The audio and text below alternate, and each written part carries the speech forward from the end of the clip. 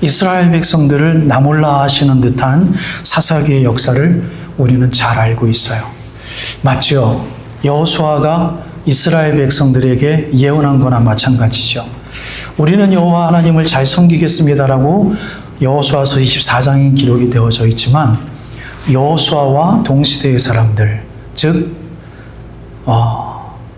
이스라엘 백성들이 애굽 땅에 있었을 때는 2세대지만 광야 생활 40년 동안의 광야의 방랑 생활을 할 때는 그네들은 1세대였습니다. 그 사람들은 1세대 사람들은 다 죽어나가고 2세대의 사람, 즉 가나안 땅에 들어간 1세대의 사람들은 그네들이 다 죽은 다음에 이스라엘 백성들은 하나님을 여호와로 섬기지 못하게 되는 암흑 세대를 맞이합니다. 그런데 왜 여호수아서 24장에 여호수아와 이스라엘 백성들의 이러한 대화가 있었는지 오늘 비록 짧지만 여러분들에게 설교해 드리려고 하는 내용입니다. 여러분, 이게 맞아요. 생각을 한번 깊게 한번 해보시면 우리 하나님께서는 우리들을 통해서 이렇게 이야기하세요. 너희들은 절대로 나를 예배하지 못한다. 너희들이 너무 악하기 때문이다. 여러분, 이것이 우리가 오해하지 말아야 될 것이 우리가 구원받았기 때문에 우리가 하나님을 마음껏 섬기고 하나님은 우리들에게 예배의 문을 활짝 열어주셔서 섬길 수 있도록 허락하신 구원의 백성으로 삼아주신 사건과 반대가 되는 듯한 말이 되지 않는 듯한 말이 아니라는 사실입니다. 하나님은 우리를 너무 사랑하셔서 우리들에게 하나님께서 원하심이 얼마나 강하고 그것을 우리가 해내기에는 우리가 너무나도 하나님 면전에서 찬송하기 이전까지 하늘나라에 가기까지는 절대로 하나님을 섬길 수 없다는 사실에 대해서 우리가 인정해 줄 것에 대해서, 즉 무엇입니까? 구원받은 백성들이 첫째로 늘 되새김질하고 리마인드해야 될 게 겸손인 거예요. 왜? 여러분, 오해하지 말고 들으셔야 됩니다. 하나님께서 우리와 함께 해주셔서 예배 드릴 수 있고 이렇게 아름다운 처소에서 찬송도 하고 하지만 그렇다고 해서 우리가 잊어버리지 말아야 될 것이 잠시라도 하나님이 주신 은혜를 우리가 붙잡지 않으면 우리는 절대로 하나님을 예배할 수 없고 하나님이 원하시는 대로 살 수 없는 악한 존재라는 거죠. 여러분, 너무 추하게 들리나요? 너무 무섭게 들리나요? 공포스럽게 들리나요? 부정적으로 들리나요? 걸림돌이 되나요? 그런데 저는 오늘 성경 말씀을 여러분들에게 이야기하고 있는 것뿐입니다. 여러분, 우리가 지금 고백하는 신앙이 더 파워풀하겠어요?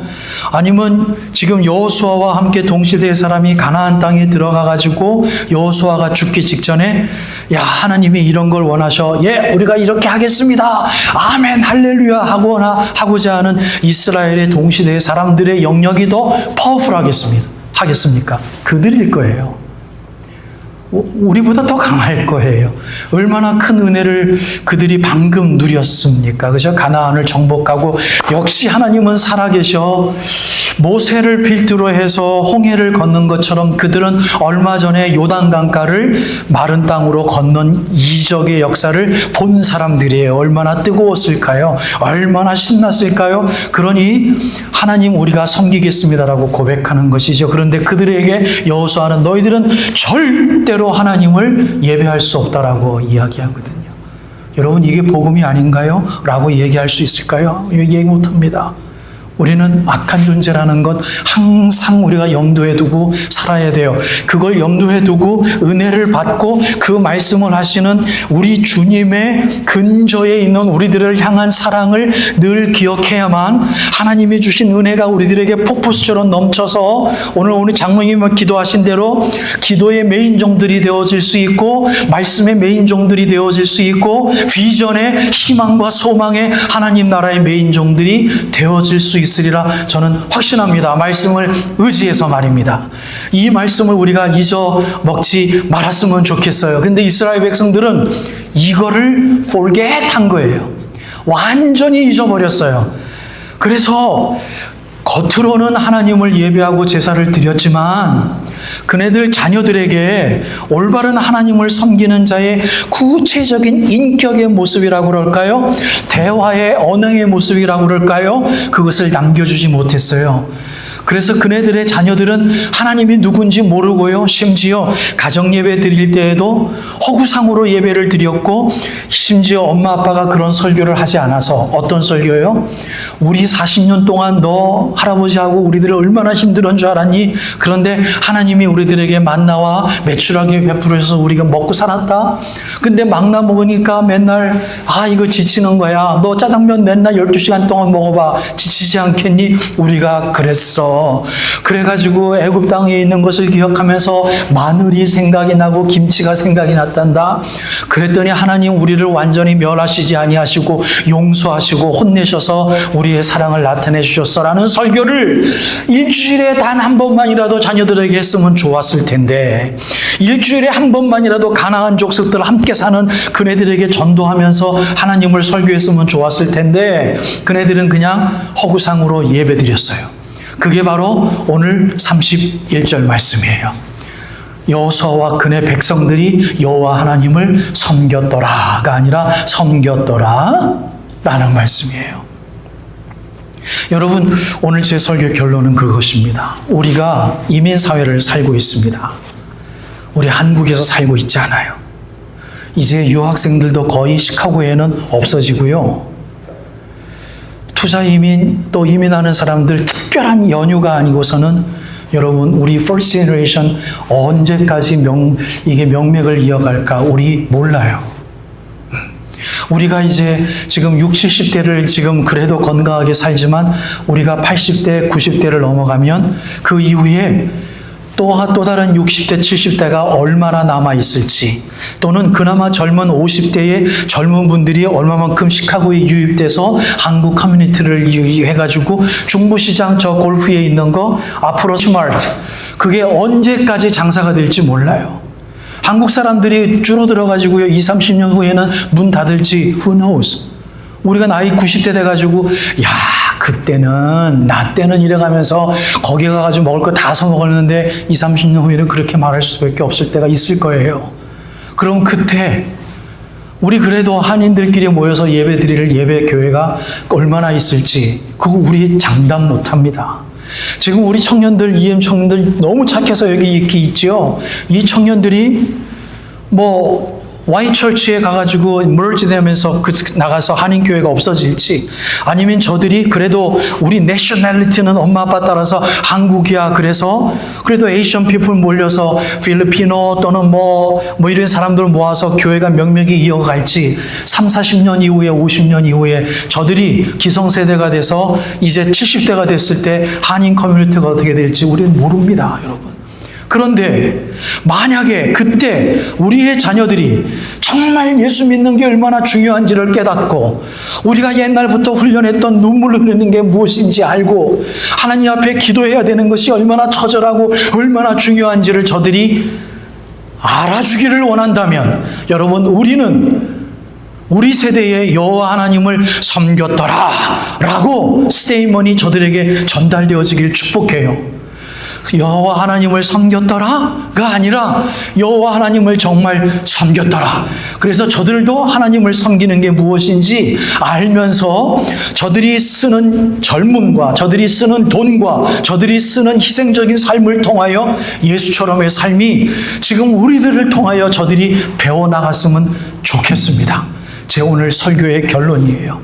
여러분, 우리 자녀들에게 좀 눈치 보이죠, 어떨 때는. 이제 그들이 더 돈을 많이 버니까, 이제 그들이 메인스트림에서 일을 하니까, 우리가 어떨 땐 영어가 안 될 때는 너무너무 답답할 때는 심지어 SOS를 아직도 젊은 우리 친구들이 우리 자녀들에게 치니까, 그렇죠? 그들에게 뭔가 좀 눈치 보이기도 하고 옛날처럼 마구잡이로 혼낼 수도 없고 그렇지 않습니까? 그러나 담대할 게 딱 하나 있다면 저는 그렇게 믿습니다.